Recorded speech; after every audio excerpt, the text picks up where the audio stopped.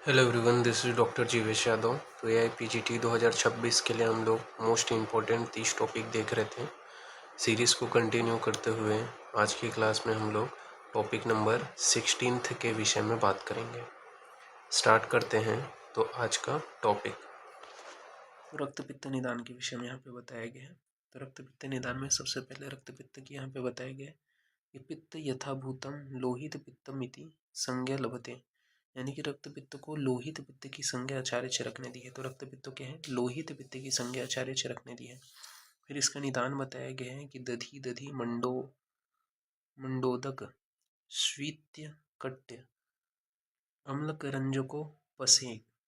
ठीक है, तो वो दधि मस्तु, ठीक है, दधि दधि इनका सेवन करने के कारण अम्ल कांजी आदि जो अम्ल पदार्थ हैं उनका अत्यधिक सेवन करने के कारण पिंड्याक पिंडालुक शुष्क साकोपहितम, तो पिंड्याक हो गया, शालुक हो गया, शुष्क शाक हो गया, इनका सेवन करने के कारण उष्ण अभितप्तो व अतिमात्रम अति विले व पय पीबते। ठीक है, तो उष्ण पदार्थों का, ठीक है, अत्यधिक मात्रा में सेवन करने के कारण ये इसका निदान है।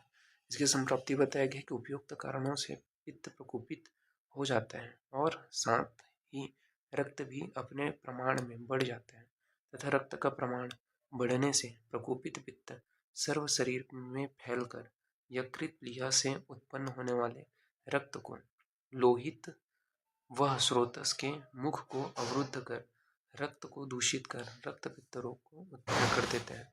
ये जो कारण है जिसकी वजह से पित्त प्रकोपित होगा, और पित्त प्रकोपित होकर के साथ ही साथ रक्त को भी अपने प्रमाण में बढ़ा जाता है। रक्त का प्रमाण जो है बढ़ने से प्रकोपित पित्त सर्व शरीर में फैलकर यकृत प्लीहा से उत्पन्न होने वाले रक्त को लोहित व स्रोतस के मुख को अवरुद्ध कर रक्त को दूषित कर रक्त पित्त रोग को उत्पन्न करते हैं। फिर रक्त पित्त की निरुक्ति बताया गया है कि संसर्ग लोहित प्रदूषणात् लोहित गंधवर्णानु विधस्य पित्त लोह पित्तम इत्या आचक्षते। ठीक है, तो ये इसकी निरुक्ति है। रक्त पित्त के पूर्व रूप बताया गया है। तो इसमें क्या होता है कि अन्न अभिलाषा का न होना, भोजन खाने की इच्छा नहीं होना, भुक्तस्य विधा, ठीक है, विधा की उत्पत्ति होना, सुक्त अम्ल गंधरस उद्गार, ठीक है, तो सुक्त अम्ल गंधरस उद्गार का होना, स्वर भेद का होना, इसके अलावा मुखाद्य धूमागम इव, ठीक है, तो ये जो है लक्षण आपको देखने को मिलेगा। फिर यहाँ पे बताया है लोह लोहित मतस्य गंधित्वम में, ठीक है, तो चरक ने बोला है कि मुख से लोह रुधिर मछली और आम की समान गंधक आना, तो मुख से लोह रुधिर मछली और आम के समान गंधक आना, यह लक्षण देखने को मिलता है। फिर लोहित मतस्य गंधस्यत्व, ये वांगभट ने बोला है। फिर लोह गंधी सुश्रुत ने बोला है। फिर रक्त हरितम हरिद्रध्वम, ठीक है, यानी कि अंग अवयव शकृत मूत्र स्वेद लाल सिंघाड़कस्य कर्णमल पिंडकोलिका पिंडिका, ये जो है आपको देखने को मिलेगा। रक्त हरिद्र द्रव वर्ण का, ठीक है, तो अंग अवयव शकृत मूत्र स्वेद, ठीक है, लाल सिंघाड़कस्य कर्णमल पिंडिका, ये सभी देखने को मिलेगा। फिर रक्त पित्त का इतिहास का कारण बताया गया है कि दक्ष प्रजापति के यज्ञ विध्वंस के समय भगवान रुद्र के क्रोधाग्नि के ज्वाला चारों ओर व्याप्त हो गई और जिनका शरीर एवं प्राण ज्वर के संताप से पहले से ही संतप्त था, वे उस तेज को सहन न कर सके, जिसके परिणाम स्वरूप उन्हें ज्वर के साथ रक्तपित्त रोग भी हो गया। दक्ष प्रजापति की यज्ञ विध्वंस के समय भगवान रुद्र के क्रोधाग्नि की ज्वाला चारों ओर व्याप्त हो गई और जिनका शरीर एवं प्राण ज्वर के संताप से पहले से ही संतप्त था, वे उस तेज को सहन नहीं कर सके, जिसके परिणाम स्वरूप उन्हें ज्वर के साथ रक्तपित्त रोग भी हो गया। तो ये यहाँ पे बताया गया। रक्त पित्त के मार्ग बताए गए हैं। तो दो मार्ग हैं, ऊर्ध्व और अधः। तो ऊर्ध्व जो मार्ग है उसके अंतर्गत क्या आता है, तो कान नाक नेत्र और मुख से जो स्त्राव होता है, तो कान नाक नेत्र और मुख से जो स्त्राव होता है ऊर्ध्व मार्ग है। अधः मार्ग यानी कि गुदा मार्ग से स्त्राव होता है। रक्त पित्त के चिकित्सा सूत्र बताए गए हैं। तो प्रतिमार्ग हरणम च रक्त पित्त विधीयते, यानी कि रक्त पित्त में प्रतिमार्ग हर चिकित्सा करते हैं। ठीक है, तो रक्त पित्त में क्या है, प्रतिमार्ग हर चिकित्सा करते हैं। ऊर्ध्वगत रक्त पित्त में बताया गया है, तो ऊर्ध्वगत रक्त पित्त में विरेचनम तो पित्तस्य जयार्थे परम औषधम। ठीक है, तो ये जो है विरेचन जो चिकित्सा है वो अपन कराएंगे। ठीक है, विरेचन औषधियों का प्रयोग करके ऊर्ध्वगत रक्त पित्त में। अधोगत रक्त पित्त में क्या है, वमनम ही न च पित्तस्य हरेण श्रेष्ठ मुचेत। ठीक है, तो ये यहाँ पे बताया गया कि वमन कराएंगे अधोगत रक्त पित्त में, तो प्रतिमार्ग हर चिकित्सा कराते हैं, ये आपको ध्यान में रखना है। फिर रक्त पित्त में दोष का अनुबंध, साध्यता, साध्यता, चिकित्सा और औषध के विषय में बात करते हैं।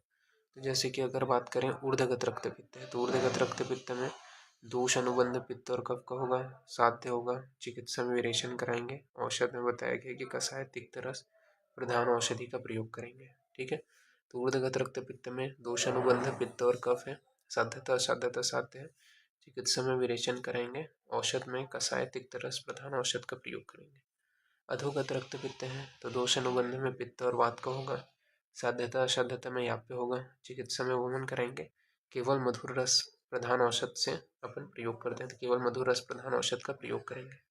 फिर उभय मार्गज जो रक्त पित्त है उसमें दोष अनुबंध पित्त और कफ और वात का होता है, तो उभय मार्गज रक्त पित्त में पित्त, कफ और वात का दोष अनुबंध होते हैं, साध्यता असाध्यता में असाध्य होते हैं, चिकित्सा में विरुद्ध उपक्रम चिकित्सा कराएंगे, औषध में अपन उपक्रम विरोधी जो औषध है उसका प्रयोग करेंगे। रक्त पित्त के उपद्रव के विषय में बात करें तो रक्त पित्त के टोटल 11 उपद्रव बताए गए। इनसे क्वेश्चन पूछा जाता है कि रक्त पित्त के कितने उपद्रव हैं, तो टोटल 11 उपद्रव बताए गए हैं। कौन से हैं, तो आपका दौर्बल्य होगा, आरोचक हो गया, अविपाक हो गया, ज्वर हो गया, अतिसार हो गया, श्वास का शोक, शोष, पांडुरोग, स्वर भेद, ये सभी रक्त पित्त के उपद्रव हैं। तो दौर्बल्य, आरोचक, अविपाक, ज्वर, अतिसार, श्वास का शोष, पांडुरोग, स्वर भेद। ठीक है, कामला और अर्श इसमें क्या है, रक्त पित्त के उपद्रव नहीं आते। ठीक है, तो ये आपको ध्यान में रखना है, कामला और अर्श जो है वो रक्त पित्त के उपद्रव नहीं है। फिर चिकित्सा स्थान के आधार पर रक्त पित्त को अपन यहाँ पे देख लेते हैं। तो चिकित्सा स्थान के आधार पर सबसे पहले रक्त पित्त के विषय में बताया गया कि दुष्ट पित्त का प्रवृत्त रक्त के साथ शरीर से बाहर निकलने को रक्त पित्त कहते हैं। तो दुष्ट पित्त का प्रवृत्त रक्त के साथ शरीर से बाहर निकलने को रक्त पित्त कहते हैं। फिर रक्त पित्त में बताया गया है महागदम महावेग अग्नि शीघ्र कारिष्य, यानी कि अग्नि के समान शीघ्रकारी रोग है रक्त पित्त। रक्त पित्त की निरुक्ति बताया गया है संयोगाद दूषणाद सामान्याद गंधवर्णयो रक्त रक्तस्य पित्तम माख्य रक्त पित्तम मनीषी भी। ठीक है, रक्त पित्त में स्त्रावी रक्त का आश्रय क्या है, तो यकृत और प्लीहा है। ये रक्त पित्त में स्त्रावी रक्त का आश्रय क्या है, यकृत और प्लीहा है। रक्त पित्त की संप्राप्ति बताया गया तशोष्मणो द्रव्यो धातुर्धात्वा प्रसीचेत सिहा सिघ्यास्तेन सवृद्धि व्यस्त दधि गच्छति, यानी कि रक्त पित्त में रक्त की ऊष्मा में स्वेदन से पित्त के द्रव्यांश में वृद्धि होकर रक्त में मिलने से रक्त की वृद्धि होती है। रक्त पित्त में रक्त की ऊष्मा में स्वेदन से पित्त के द्रव्यांश में वृद्धि होकर रक्त में मिलने से रक्त की वृद्धि होती है। रक्त पित्त में पित्त के उष्ण एवं द्रव्य गुण की वृद्धि होती है। तो रक्त पित्त में क्या है, पित्त के उष्ण एवं द्रव्य गुण की वृद्धि होती है। फिर इसका पूर्व रूप बताया गया है सदनम शीत कामित्वम कंठ धूमायमानम वमी लोह गंधेश निश्वासो भवस्यस्मिन् भविष्यति। ठीक है, तो ये जो है पूर्व रूप बताया गया है कि शीत चीजों की कामना होती है, कंठाय धूम्यमान, ठीक है, लोह गंधी हो जाना, निश्वासस्य भवित्यस्मिन्, ये जो है पूर्व रूप में देखने को मिलता है। लोह लोह लोहित मतस्य गंधित्वमीय, यानी कि मुख से लोह रुधिर मछली और आम के समान गंध आती है, ये यहाँ पे निदान स्थान में बताया गया है। तो लोह लोहित मत्स्य गंधित्वमीव, यानी कि मुख से लोह रुधिर मछली और आम के समान गंधक आना, ये रक्त पित्त का पूर्व रूप है। इसके अलावा अष्टांग हृदय ने क्या बोला है, लोह लोहित मत्स्य गंधस्यत्वम स्वरक्षय। ठीक है, तो ये आपको ध्यान में रखना है। फिर दोष अनुसार रक्त पित्त के लक्षण के विषय में बात करते हैं। तो वातजन्य में क्या है, तो श्याव अरुण सफेन च तनु रुक्ष च वातिकम, तो वातजन्य रक्त पित्त में क्या है, स्याव अरुण वर्ण का फेन की उत्पत्ति होगा, तनुरुक्षता आ जाएगी। ये वातिक रक्त पित्त का लक्षण है। पित्तजन्य में क्या बताया है, तो रक्त पित्तम कषायाभम कृष्णे गोमूत्र सन्निभ मेचकागार धूमाभ अंजनाभ च पैतिकम। ठीक है, तो रक्त पित्त में कषाय कृष्ण गोमूत्र के समान, ठीक है, जो रक्त पित्त है उसकी उत्पत्ति होगा मेचकागार धूमाभम अंजनाभम च पैतिकम। ठीक है, तो ये पित्तजन्य रक्त पित्त का लक्षण है। कफजन्य में क्या है, तो सांद्र सपांडु सस्नेह पिच्छिल च कफान्वितम। तो सांद्र पंडु वर्ण का स्नेह पिच्छिल कफ की प्रवृत्ति होना, ये आपको देखने को मिलेगा। फिर रक्त पित्त की गतियां दो हैं। ऊर्ध्वगत रक्त पित्त के 7 द्वार हमने देखा था, कान नाक मुख और नेत्र स्त्राव। अधोगत के 2 द्वार हैं, गुद और मूत्र मार्ग। फिर आंतिकीय गति बताया गया है, तो यदा तो सर्व छिद्रेभ्यो रोमकूपेभ्य एव च वर्तते ताम संख्येय गति तस्याहु आंतिकी। यानी कि रक्त पित्त में शरीर के सभी छिद्र एवं रोम कूपों से रक्त निकलने लगता है, तो रक्त पित्त इन असंख्य गतियों को आंतिकीय गति कहते हैं। तो रक्त पित्त में शरीर के सभी छिद्रों एवं रोम कूपों से रक्त निकलने लगता है, तो रक्त पित्त की इस असंख्य गति को आंतिकीय गति कहते हैं। साध्यता में बताया गया है कि एक दोष साध्य होता है, यहाँ पे द्विदोषज है और असाध्य त्रिदोषज है। ठीक है, इसमें बताया गया है मंदाग्नि अति वेगांत, यानी कि रक्त पित्त जो है वो असाध्य होता है। ठीक है, ये वाला जिसमें मंदाग्नि अति वेगात वाला रहता है। असाध्य रक्त पित्त के कौन से हैं, तो असाध्य रक्त पित्त में बताया गया है कि जो द्विमार्गी होगा, गुणम गंधी होगा, अति कृष्ण रक्त स्त्राव वाला होगा, वात कफ के लक्षणों से युक्त, वो उपद्रव युक्त होगा। यह असाध्य रक्त पित्त का लक्षण है। तो जो द्विमार्गी हो, गुणम गंधी हो, अति कृष्ण रक्त स्त्राव वाला हो, वात कफ के लक्षणों से युक्त, वो उपद्रव युक्त हो, वह असाध्य रक्त पित्त है। साध्य रक्त पित्त कौन सा है, तो एक मार्ग वाले, न अतिवेग न वो उत्थितम। ठीक है, तो एक मार्ग वाला होगा, बहुत ज्यादा वेग वाला नहीं होगा। रक्त पित्तम सुखेला काले साध्ययात निरूप द्रवा। ठीक है, ये यहाँ पे बताया गया। ऊर्ध्वगत रक्त पित्त का कारण क्या है, तो स्निग्ध और उष्ण आहार विहार। तो ऊर्ध्वगत रक्त पित्त का कारण क्या है, तो स्निग्ध उष्ण आहार विहार। अधोगत रक्त पित्त का कारण क्या है, तो रुक्ष और उष्ण आहार विहार। रक्त पित्त में दोष अनुबंध साध्यता चिकित्सा और औषध के विषय में बात करते हैं। तो ऊर्ध्वगत रक्त पित्त में पित्त और कफ का अनुबंध होता है। ठीक है, साध्यता में साध्य होता है, चिकित्सा में विरेचन कराएंगे, औषध में कषाय व तिक्त रस प्रधान औषध का प्रयोग करेंगे। इसी प्रकार अधोगत रक्त पित्त में दोष अनुबंध पित्त और वात होता है। साध्यता में यहाँ पे होता है, चिकित्सा में वमन कराएंगे, औषध में केवल मधुर रस प्रधान औषध का प्रयोग करेंगे। उभय मार्ग जो रक्त पित्त होता है उसमें दोष अनुबंध में पित्त कफ और वात का दोष अनुबंध होता है। साध्यता में असाध्य होता है, चिकित्सा में विरुद्ध उपक्रम चिकित्सा कराएंगे, औषध में उपक्रम विरोधी होता है। आचार्य चक्रपाणी के अनुसार ऊर्ध्वगत रक्त पित्त में विरेचन कराना है, व्याधि प्रत्यानिक चिकित्सा करना है। इसके अलावा नासागत रक्त पित्त में दोष अनुबंध हो तो होता है, ये कफ। ठीक है, तो किसके कारण, कफ के कारण। तो नासागत रक्त पित्त में दोषक अनुबंध किसके कारण होता है, कफ के कारण होता है। इसके अलावा अल्प दोषयुक्त अधोगत रक्त पित्त की चिकित्सा में व्रीहण कराना है, ये अरुण दत्त ने बोला है। ठीक है, तो अल्प दोषयुक्त अधोगत रक्त पित्त की चिकित्सा में व्रीहण कराने के लिए किसने बोला है, अरुण दत्त ने बोला है। फिर रक्त पित्त की चिकित्सा सूत्र के विषय में बात कर लेते हैं। तो रक्त पित्त का चिकित्सा सूत्र बताया गया है, प्रतिमार्ग हरणम च रक्त पित्त विधेयते, यानी कि प्रतिमार्ग हर चिकित्सा करना है। जैसे ऊर्ध्वगत रक्त पित्त में विरेचन कराना है और अधोगत रक्त पित्त में वमन कराना है। इसके अलावा अतिक्षीण बलमासस्य रक्त पित्ते यदश्रन तद दोषे दुष्टम उत्कृष्टम नादो स्तंभनार्थ स्तंभन महिति, यानी कि अक्षीण बलवान रोगियों के रक्त पित्त में प्रारंभ में स्तंभन नहीं कराना चाहिए। तो अक्षीण बलवान बलमास रोगियों के रक्त पित्त में प्रारंभ में स्तंभन नहीं कराना है, अन्यथा गलग्रह पुतीनस्य मूर्छा अरुचि विसर्प गुल्म प्लीहा अनह किलास मूत्र किच्छ कुष्ठ अर्श भगंदर आदि रोग हो सकते हैं।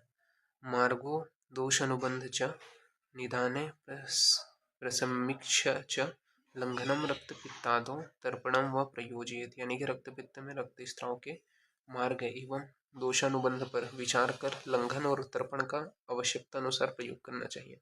रक्त पित्त में रक्त स्राव के मार्ग एवं दोषानुबंध पर विचार कर लंघन और तर्पण का आवश्यकता अनुसार प्रयोग करना चाहिए। फिर बताया है ऊर्ध्वेगे तर्पणम पूर्वे पेय पूर्व अधोगत्य, यानी कि ऊर्ध्वगत रक्त पित्त में तर्पण, अधोगत रक्त पित्त में पेय का प्रयोग करना है। उदाहरण के लिए इसके एग्जाम्पल कौन से हैं, तो खजूर आदि तर्पण, लाजा तर्पण तथा चंदन आदि पेय, किरतिक्त आदि पेय।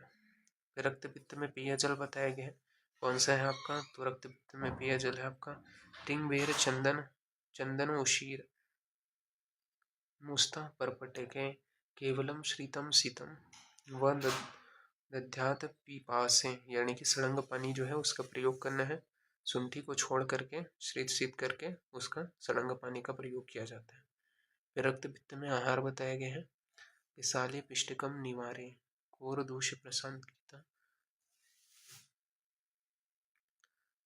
श्यामकश्च प्रियंगुश्च भोजनम रक्त पित्तन, यानी कि अत्यधिक रक्तस्राव हो जाने पर बकरे या एड़ मृग के रस में मधु मिलाकर पिलाने के लिए देना चाहिए, अथवा बकरी के ताजा निकले हुए कच्चे यकृत को पित्त के सहित खिला देना चाहिए, ये सुश्रुत ने बोले हैं। तो अत्यधिक रक्तस्राव हो जाने पर बकरे या एड़ मृग के रक्त में मधु मिलाकर पिलाने के लिए देना चाहिए, अथवा बकरी के ताजा निकले हुए कच्चे यकृत को पित्त के सहित खिला देना चाहिए, सुश्रुत ने बोला। फिर रक्त पित्त में सूप यूज बताए गए हैं कि मुग्ध मसूरक्षण चकण समकुष्ठ कुष्ठ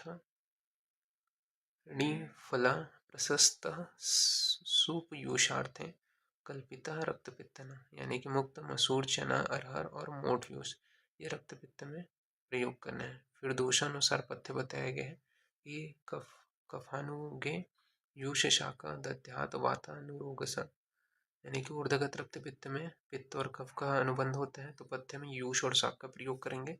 तो ऊर्ध्वगत रक्त पित्त में पित्त और कफ का अनुबंध होने पर यूष और शाक का प्रयोग करेंगे। अधोगत रक्त पित्त में पित्त और वात का अनुबंध होने पर मांस रस का प्रयोग किया जाता है। फिर यहाँ पे बोला है शोषणे शानुबंध वातस्य समनी क्रिया, यानी कि रक्त पित्त में शोषक का अनुबंध रहने पर संसमन उपचार ही प्रयोग करते हैं। तो रक्त पित्त में शोष का अनुबंध होने पर संसमन उपचार का ही प्रयोग करते हैं। फिर सवास्तु का सस्तो विबंधे रक्त पित्त का पित्तेन, यानी कि रक्त पित्त में विबंध रहने पर सशक रक्त के साथ वास्तुक का प्रयोग करते हैं। तो रक्त पित्त में विबंध रहने पर सशक रक्त के साथ वास्तुक का प्रयोग करते हैं।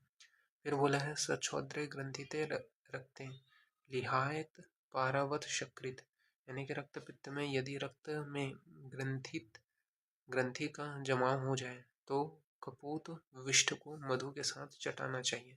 तो रक्त पित्त में यदि रक्त में ग्रंथि का जमाव हो जाए तो कपोत विष्ठ को मधु के साथ चटाना चाहिए।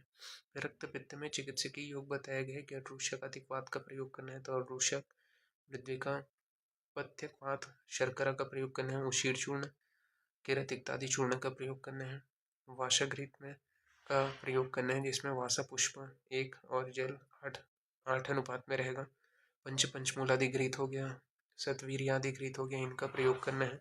तो पंचमूलादि घृत सतवीर्यादि घृत का प्रयोग करना है। मूत्रमार्गीय रक्त पित्त में प्रश्मक योग जैसे कि सतावरी क्षीर गोक्षु चूर्ण से साधित जो दूध है, तो सतावरी क्षीर गोक्षु चूर्ण से साधित दूध अथवा चतुष्पर्णी से साधित दूध का प्रयोग करना चाहिए। गुदमार्गी रक्त पित्त में प्रशमन जो योग है उनका प्रयोग करना है, जैसे कि मोच रस में साधित दूध अथवा वट प्ररोह का प्रयोग करना है, वट सूग में साधित दूध का प्रयोग करना है। नासागत रक्त पित्त में स्तंभक जो नस्य है द्राक्ष रस इच्छू रस दुर्वा स्वरस पलांडु मूल स्वरस दाढ़ी मूल स्वरस, ठीक है, सारिवा के स्वरस का नस्य देना चाहिए। इसके अलावा कफ अनुबंध में कफ अनुबंध रक्त पित्त में कफ नाल के क्षार उत्पल क्षार असन क्षार का प्रयोग करना चाहिए। तो कमल नाल का क्षार उत्पल क्षार असन क्षार का प्रयोग करना है कफ अनुबंध रक्त पित्त में। रक्त पित्त में दह प्रश्मक के विषय में बताया कि चंदन व प्रियंगों के लेप की हुई सुंदर स्त्रियों का आलिंगन एवं मनो अनुकूल, तो चंदन एवं प्रियंगों लेप की हुई सुंदर प्रिय स्त्रियों का आलिंगन एवं मन अनुकूल कथन का विधान बताया है। फिर रक्त पित्त में उरहच्छद की चिकित्सा में विधिवत सर्पी गुड़ के उपयोगी होते हैं। तो रक्त पित्त में उरहच्छद की चिकित्सा में विधित जो सर्पी गुड़ है उसकी उपयोगिता होती है। फिर सुश्रुत अनुसार चिकित्सा अधः प्रवृत्ति वमने ऊर्ध्वे च विरेचेत। ठीक है, तो अति प्रवृत्त दोष युक्त रक्त पित्त में सर्वप्रथम अवतर्पण, फिर पेया, फिर तर्पण, फिर पाचन, फिर अवलेह, फिर घृतपान कराना है। तो ये सब बताया गया कि सर्वप्रथम तर्पण, फिर पेय, फिर तर्पण, फिर पाचन, फिर अवलेह, फिर घृतपान कराना है। हितश्च खजूर फलम समाक्षी। ठीक है, तो ये जो है खजूर फल ये आपके लिए हितकर होता है। साथ ही साथ सुश्रुत ने सारीवादिगण, अंजनादिगण, न्यग्रोधादिगण को रक्त पित्तहर कहा है। रक्त पित्त में पित्त ज्वर, उरहच्छद और छीण की चिकित्सा में विधिवत सभी औषधियों का प्रयोग करते हैं। यह अष्टांग हृदय ने बोला है। रक्त पित्त में पित्त ज्वर, उरहच्छद और छीण की चिकित्सा में विधिवत सभी औषधियों का प्रयोग करते हैं, अष्टांग हृदय ने बोला है। साथ ही साथ बोला है वृषध्यो जयत्रय सहस्य परम औषधम, यानी कि वासासुरस रक्त पित्त की श्रेष्ठ औषध है। साथ ही साथ पंचसार मंत्र का प्रयोग अष्टांग हृदय ने बताया है। तो इस प्रकार से ये जो चैप्टर है वो यहाँ पे फिनिश। बात करते हैं रसायन चिकित्सा। तो रसायन चिकित्सा के विषय में बात करें तो चरक संहिता में रसायन चिकित्सा इसके 4 पाद अथवा उपाध्याय है। ठीक है, और कुल योगों की संख्या 63 बताए गए। तो चरक संहिता में रसायन चिकित्सा में इसके टोटल 4 पाद है या उपाध्याय है। ठीक है, और कुल जो है 63 योग बताए गए। पाद का नाम योग व योग का नाम के विषय में बात कर लेते हैं। एक एक पाद में कौन सी इंपॉर्टेंट योग है। जैसे कि प्रथम जो पाद है वो कौन से आपका अभय आम्लकी है। अभय आम्लकी के अंतर्गत टोटल योग कितने बताए गए हैं, तो 6 योग बताए गए। तो अभय आम्लकी पाद के अंतर्गत योगों की संख्या कितनी है, 6 है। योगों का नाम के विषय में बात करें तो ब्रह्म रसायन प्रथम, द्वितीय आम्लक रसायन, च्यवनप्राश रसायन। ठीक है, इसके अलावा आपका जो हरितिक आदि रसायन है, ठीक है, प्रथम द्वितीय, तो ये आपके आ जाते हैं। तो इस प्रकार से टोटल 6 योग है। ब्रह्म रसायन प्रथम द्वितीय ये 2 हो गए, आम्लक रसायन हो गया, ठीक है, ये कितना हो गया आपका 3 हो गया, च्यवनप्राश रसायन ये 4 हो गया, हरितिक आदि प्रथम द्वितीय रसायन। इस प्रकार से टोटल आपके 6 योग हो जाते हैं। प्राण कामी पाद के अंतर्गत टोटल 37 योग आते हैं, जिसके अंतर्गत शतपाक, सहस्त्रपाक, आम्लक घृत, आम्लक चूर्ण, आम्लक अवलेह, इसके अलावा अपर आम्लक अवलेह हो गया, विडंगा अवलेह हो गया, नागबला रसायन हो गया, 19 प्रकार के आपके बलादी रसायन हो गया, भल्लातक के 10 योग हो गए। 30 प्रकार से प्राण कमी के टोटल 37 योग हैं। तो शतपाक, सहस्त्रपाक, आम्लक घृत, आम्लक चूर्ण, आम्लक अवलेह, अपर आम्लक अवलेह, विडंगा अवलेह, नागबला रसायन, 19 बलादी रसायन और भल्लातक के 10 योग, ये टोटल 37 प्राणकामी के अंतर्गत आते हैं। नेक्स्ट है आपका कर प्राचीति है। तो कर प्राचीति के अंतर्गत टोटल 16 आते हैं। ठीक है, जिसमें 4 प्रकार के मिथ्य रसायन हैं, 4 त्रिफलकवात हैं, 2 पिपली रसायन हो गया, इसके अलावा पिपली वर्धमान रसायन हो गया, इंद्र रसायन हो गया, शीलजतु रसायन हो गया, लोहादी रसायन हो गया, केवल आम्लक रसायन हो गया तथा आम्लक काश्य रसायन हो गया। इस प्रकार से यहाँ पे बताया गया है। तो कर प्राचीति के अंतर्गत टोटल 16 बताया गया, जिसमें 4 मिथ्य रसायन, ठीक है, इसके अलावा त्रिफला 4, 2 पिपली रसायन, वर्धमान रसायन, पिपली वर्धमान रसायन, इंद्रिय रसायन, शीलजतु रसायन और लोहादी रसायन, केवल आम्लक रसायन, अम्लकाश्य रसायन, ये सभी आते हैं। नेक्स्ट है आपका आयुर्वेद समुत्थानी है। तो आयुर्वेद समुत्थानी के 4 पाद बताए गए, 4 योग बताए गए हैं। तो इंद्रोक्त रसायन प्रथम द्वितीय और द्रोणी प्रवेशिक रसायन तथा आचार रसायन। तो आयुर्वेद समुत्थानी के 4 बताए गए हैं, इंद्रोक्त रसायन प्रथम द्वितीय, द्रोणी प्रवेशिक रसायन और आचार रसायन। तो ये आपको याद रखना है। रसायन का जो है इसके विषय में बताया गया चरक चिकित्सा में, स्वस्थ ओजस्करम यतु तद विषयम तद रसायनम। ठीक है, स्वस्थ ओजस्कर होता है, वृष्य होता है, ये क्या है, रसायन है, वही क्या कहलाएगा, रसायन कहलाएगा। लाभोपयो ही सस्ता नाम रसादी नाम रसायनम। ठीक है, इसके अलावा रसायनम शतज्ञेय या जरा व्याधि नाशनम। रसायन जो होता है वो क्या है आपका, जरा व्याधि नाशक होता है। रसायन के गुण के विषय में बात करें तो रसायन का गुण बताया गया है, क्या क्या गुण होते हैं। तो दीर्घायुप्रद होता है। स्मृति, मेधा, आरोग्यकर होता है। तरुण वय, इसके अलावा प्रभाव, वर्ण, स्वर, इंद्रिय, देह इंद्रिय बल, इनको बढ़ाने वाला होता है। ठीक है, शरीर की सिद्धि व कांति को में लाभकर होता है। ये रसायन के गुण है। तो दीर्घ आयु, स्मृति, मेधा, आरोग्य, तरुण वय, प्रभाव, वर्ण, स्वरादय, देह इंद्रिय बल, परम वाक सिद्धि, प्राणी कांति, लभते न रसायन। ये रसायन के गुण है। फिर रसायन के भेद के विषय में बात करें तो प्रयोग विधि से रसायन के दो भेद बताए गए हैं, दो प्रकार बताए गए, कुटी प्रवेशिक और वातपित्तिक। ठीक है, तो प्रयोग करने के आधार पर दो प्रकार हैं, कुटी प्रवेशिक और वातपित्तिक। कुटी का निर्माण जो है, इसमें भी पर्टिकुलरली कुटी प्रवेशिक से पूछा जाता है कि कुटी का निर्माण किधर करते हैं। तो कुटी का जो है निर्माण जो है वो पूर्व व उत्तर दिशा में किया जाता है। इन दोनों विधियों में कुटी प्रवेशिक मुख्य और आपका वातपित्तिक गौण बोला गया है। ठीक है, तो ये आपको याद रखना है।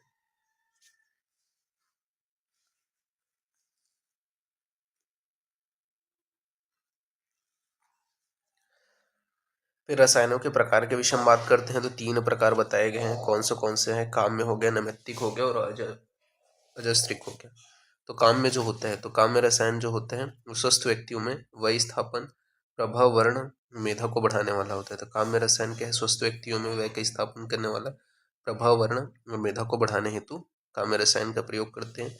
तीन प्रकार के होते हैं ये, प्राण काम्य, श्री काम्य और मेध काम्य।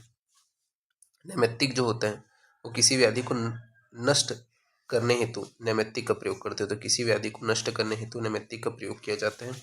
उदाहरण के लिए प्रमेह में शीला-जतु रसायन का प्रयोग। ठीक है, फिर अजस्त्रिक जो होता है तो धातु पुष्टि और ओजवर्धन हेतु अजस्त्रिक का प्रयोग किया जाता है। तो धातु पुष्टि और ओजवर्धन हेतु अजस्त्रिक का प्रयोग किया जाता है। इसका उदाहरण है आपका आम्लकी रसायन। ठीक है, फिर रसायन और वजीकरण, इन दोनों में रसायन का प्रयोग उत्तम माना जाता है, क्योंकि रसायन के प्रयोग से शरीर में सात्विक गुणों की और वजीकरण के प्रयोग से राजसक जो गुण है उसकी वृद्धि होती है। तो रसायन और वजीकरण, इन दोनों में रसायन का प्रयोग उत्तम माना जाता है, क्योंकि रसायन के प्रयोग से शरीर में सात्विक गुणों की और वजीकरण के प्रयोग से राजसक जो गुण है उसकी वृद्धि होती है। रसायन सेवन से पूर्व शोधन करना होता है। तो रसायन सेवन से पूर्व जो है उसका शोधन करना होता है। रसायन सेवन से पूर्व शरीर का शोधन अति आवश्यक है। रसायन सेवन के पश्चात पुरुष जो है वो सर्वोपघात नाशनीय हो जाता है, ये सुश्रुत ने बोला है। फिर रसायन सेवन के अयोग्य कितने बताए गए हैं? तो 7 पुरुष बताए गए हैं। तो रसायन सेवन के अयोग्य 7 पुरुष होते हैं। कौन सा? अनात्मवान, आलसी, दरिद्र, प्रमादी, वैत्सानी, पापकृत और भैसज अपमानी। ठीक है, ये जो है रसायन सेवन के अयोग्य 7 पुरुष हैं। तो अनात्मवान, आलसी, दरिद्र, प्रमादी, वैत्सानी, पापकृत और भैसज अपमानी, ये जो है रसायन सेवन के योग्य 7 पुरुष होते हैं। ठीक है, फिर रसायन के अप्रभावी होने का क्या कारण है? ठीक है, तो रसायन के अप्रभावी होने के कारण के विषय में बात करें तो अप्रभावी होने का जो कारण है वो बताया गया अज्ञान, अधर्म, पराधीनता, दरिद्रता, अस्थिर मन, अनारंभ औषध और आपका औषध का न मिलना, ये जो है रसायन के अप्रभावी होने का कारण है कि अज्ञान होना, अधर्म होना, पराधीनता होना, दरिद्रता होना, अस्थिर मन होना, अनारंभ औषध और औषध का न मिलना, ये रसायन के अप्रभावी होने का कारण है। फिर बात करते हैं हरितिकी के गुण के विषय में। तो हरितिकी का गुण यहाँ पे बताया गया है। क्या बताया गया? हरितिकी पंच रसम उष्णम अम्ल लवण शिवम। ठीक है, तो हरितिकी जो है 5 रसों से युक्त होता है, इसमें लवण रस नहीं पाया जाता है। इसके अलावा दोषानुलोमनी, ठीक है, तो दोषों का अनुलोमन करने वाला होता है, लघ्वीकरण, शरीर में लघुता लाता है, विद्यात दीपनम पाचनम, तथा दीपन पाचन का काम करता है। ये चरक ने चिकित्सा स्थान में हरितिकी का गुण बताया है। इसके अलावा और क्या क्या गुण बताया है?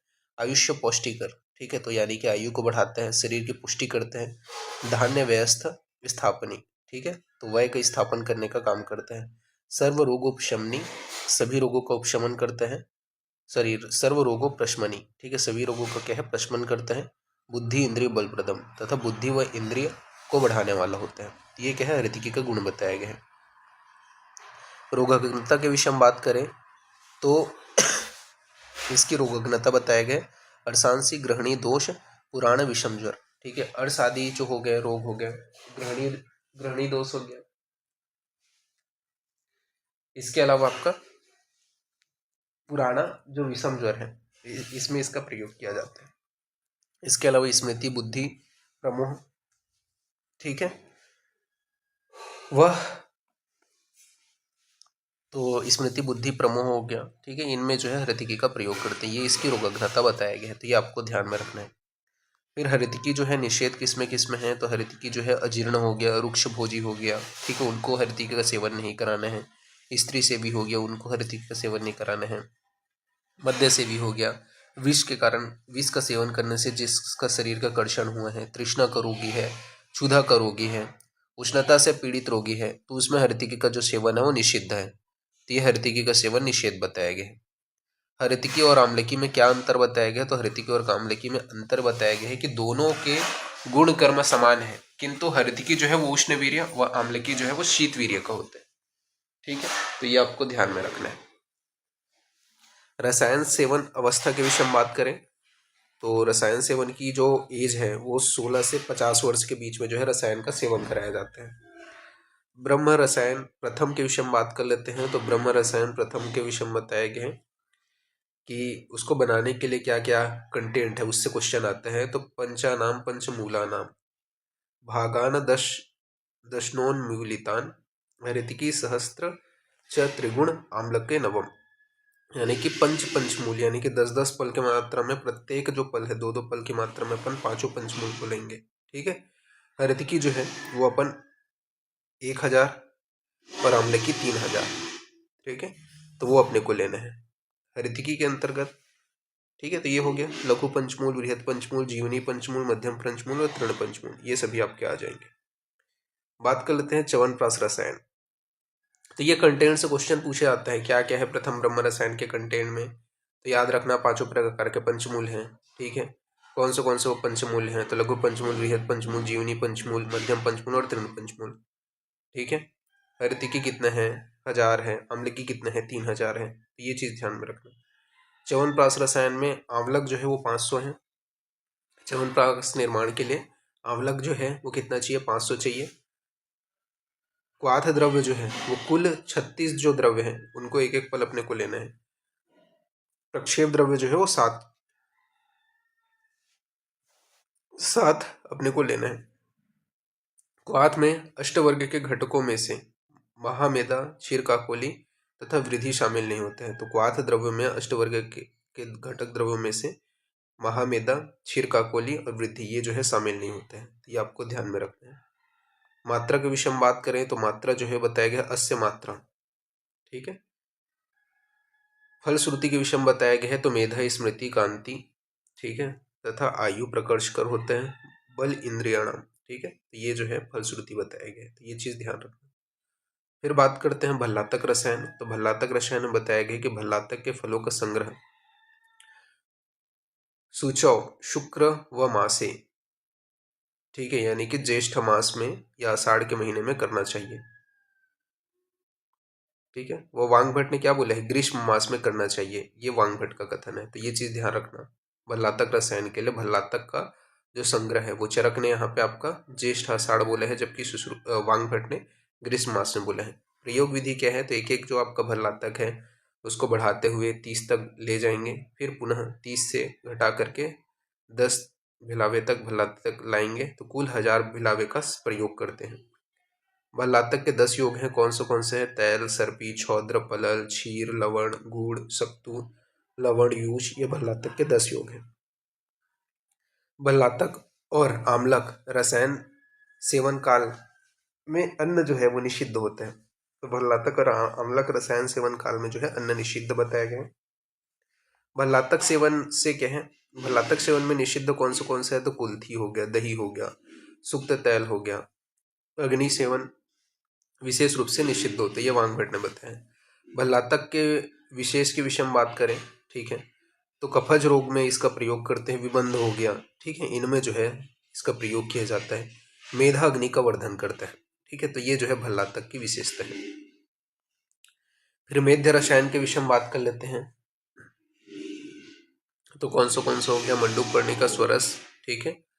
इसके अलावा गुड़ुची हो गया, उसका भी स्वरस हो गया, और यष्टि मधु का चूर्ण हो गया, संघ पुष्पी मूल मूल पुष्प का कल्क हो गया। तो ये सभी आपके क्या है, में 4 प्रकार के मेध रसायन है। तो मंडूकर्णिका स्वरस को क्या है, मधु के साथ में सेवन किया जाता है।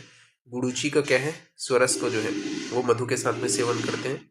मधु यष्टि का चूर्ण को दूध के साथ में करते हैं, और शंख पुष्पी मूल कल्क को दूध के साथ में सेवन किया जाता है। तो ये चीज याद रखना।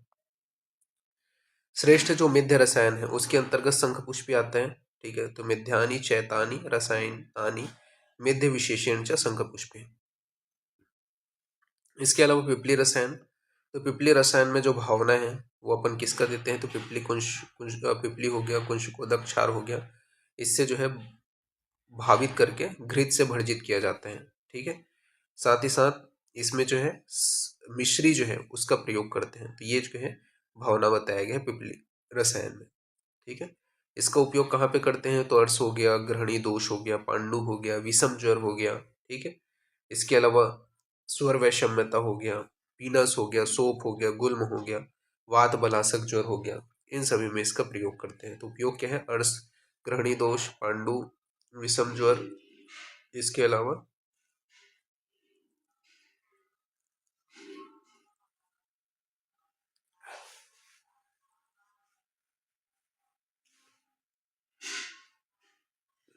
विषम ज्वर हो गया, स्वर वैषम्य हो गया, पीनस हो गया, सोप हो गया, गुल्म हो गया, वात बलाशक हो गया, इनमें इसका प्रयोग करते हैं। मात्रा जो है अग्निबल के अनुसार 5, 7, 8 या 10 पिपली चूड़ा जो है विषम मात्रा में मधु अघृत के साथ प्रयोग करते हैं। प्रातः 3, भोजन के पूर्व 3 और भोजन के पश्चात 3 जो है इसका प्रयोग किया जाता है,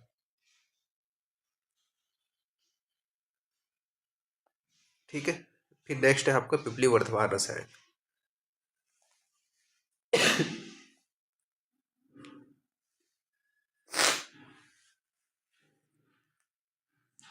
तो पिपली वर्धमान रसायन के विषय में क्या बताया गया है, तो पहले दिन 10 पिपली दूध के साथ प्रयोग करें, और दूसरे से क्रमशः प्रतिदिन 10 पिपली बढ़ाते जाएं। तत्पश्चात 11वें दिन 10-10 पिपली घटाते जाएं, ठीक है। तो पहले दिन 10 पिपली दूध के साथ प्रयोग करते हैं, फिर दूसरे से क्रमशः प्रतिदिन 10-10 पिपली बढ़ाते जाते हैं, तत्पश्चात 11वें दिन से 10-10 पिपली घटाते जाते हैं। इस प्रकार से अपन क्या करते हैं, 1000 पिपली का प्रयोग करते हैं, इस रसायन में किया जाता है। उत्तम बल जो होता है, तो आतुर का जो बल है उत्तम जब होते हैं तो उसको पिष्टक यानी कि कल्क के बराबर उसे अपन देंगे। सुश्रुत ने बताया है 10, भोज और चरक ने भी 10-10 बताया है। उत्तम जो मात्रा है उसमें 10-10 बताया है, ठीक है। मध्यम जो है उसमें श्रित यानी कि क्वात के रूप में अपन देते हैं उसको, उसकी जो मात्रा है वो चरक ने 6 बताया है, सुश्रुत ने 7 बताया, और भोज ने 7 व 5 बताया है। हीन जो होता है उसमें अपन चूर्णकृत करके देते हैं, यानी कि शीतकृत करके देंगे। चरक ने इसकी जो मात्रा है वो 3 बताया है, सुश्रुत ने 5 बताया, और भोज ने इसकी मात्रा 3 बताया। तो ये आपको ध्यान में रखना है। फिर इसकी फल श्रुति बताए गए हैं। तो फल श्रुति में बताया गया वृगणम सर्वायुष्यम लिहोदर विनाशनम वही स्थापनम मेध्या पिपलान पिपली नाम रसायनम, ठीक है। तो ये इसकी फल श्रुति यहाँ पे बताया गया, तो ये आपको ध्यान में रखना है। फिर औषध जीर्ण होने के बाद में जीर्णे जीर्णे च भूजी भुजित षष्टिक क्षीर सरसिप्पा, ठीक है। ये औषध जीर्ण होने के बाद में अपने को क्या है, इसका प्रयोग करना है। चरक ने जो है रसायन हेतु इसे श्रेष्ठ बताया। फिर त्रिफला रसायन के विषय में बात करें तो चरक ने 4 प्रकार के त्रिफला रसायन बताए, ठीक है। त्रिफला रसायन प्रथम, तो त्रिफला रसायन प्रथम के विषय में क्या बोला गया है कि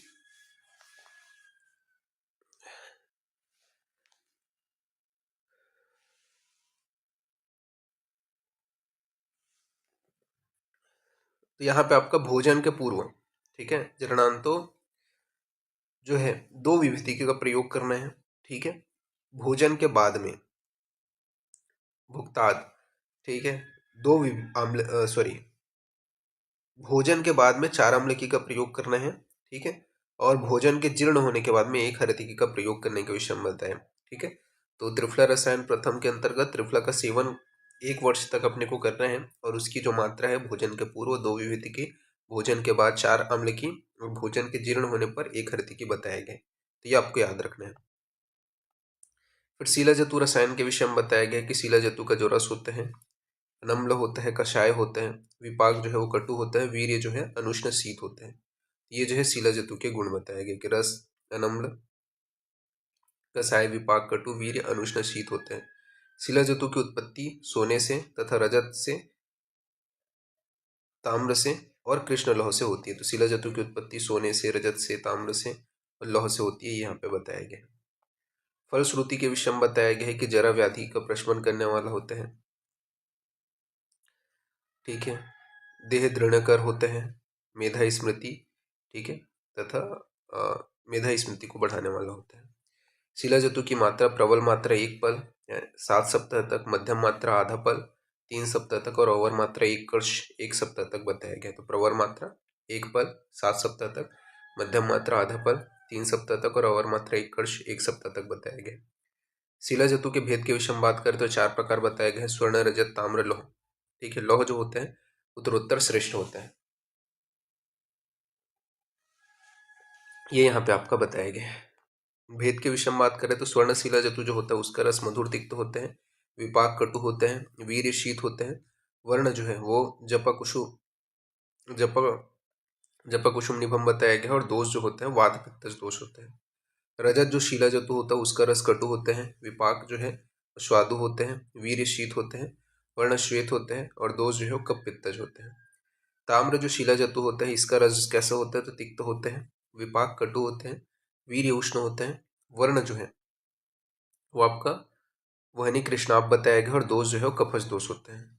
लौह जो शिलाजतु होता है उसका रस आपका तिक्त लवण होते हैं, विपाक कटु होते हैं, वीर्य शीत होते हैं, वर्ण जो है वो गुगुल गुगुल के आभा वाला होता है और दोष जो है इसमें त्रिदोष होते हैं। तो ये आपको ध्यान में रखना है। शिला जतु सेवन के अपत्य के विषय में बात करें तो शिला जतु सेवन के अपत्य में आपका विदाही, गुरु, अन्नपान व कुलत्थ आता है। तो शिला जतु सेवन के अपत्य में विदाही, गुरु, अन्नपान व कुलत्थ आता है। शिलाजतु सेवन से क्या है, शिलाजतु सेवन में दूध, इसके अलावा आपका तक्र, मांस रस, यूस, जल, गोमूत्र और विविध जो कषाय है उसका सेवन करते हैं। तो दूध, तक्र, मांस रस, यूष, जल, गोमूत्र और विविध कषाय का सेवन करते हैं। फलश्रुति में बताया गया है कि न सो अस्ति रोगों भुवि साध्य रूपम शिलाक्षे या न जयद रहस, ठीक है। फिर द्रोणी प्रवेशिक रसायन के विषय में बात कर लेते हैं। तो इसके कंटेंट पूछे जाते हैं। तो द्रोणी प्रवेशिक रसायन के कंटेंट में ब्रह्म सुवर्चला हो गया, आदित्य पर्णी हो गया, नारी हो गया, काष्ठगोधा हो गया, सर्पा हो गया, सोम हो गया, पद्म हो गया, अजा हो गया, नीला हो गया। ये 9 औषध दूध के साथ में 6 माह तक सेवन करना है, ठीक है। तो ब्रह्म सुवर्चला, आदित्य पर्णी, नारी, काष्ठगोधा, सर्पा, सोमा, पद्मा, अजा, नीला, ये 9 औषध को दूध के साथ में 6 माह तक सेवन करना है। फिर नेक्स्ट है आपका नागबला रसायन। तो नागबला रसायन के विषय में बताया गया है कि नागबला का मूल जो है वो संग्रह करते हैं कौन से माह में, माघ या फाल्गुन के महीने में। तो नागबला रसायन बनाने के लिए नागबला का जो मूल है उसका संग्रह किया जाता है माघ या फाल्गुन के महीने में।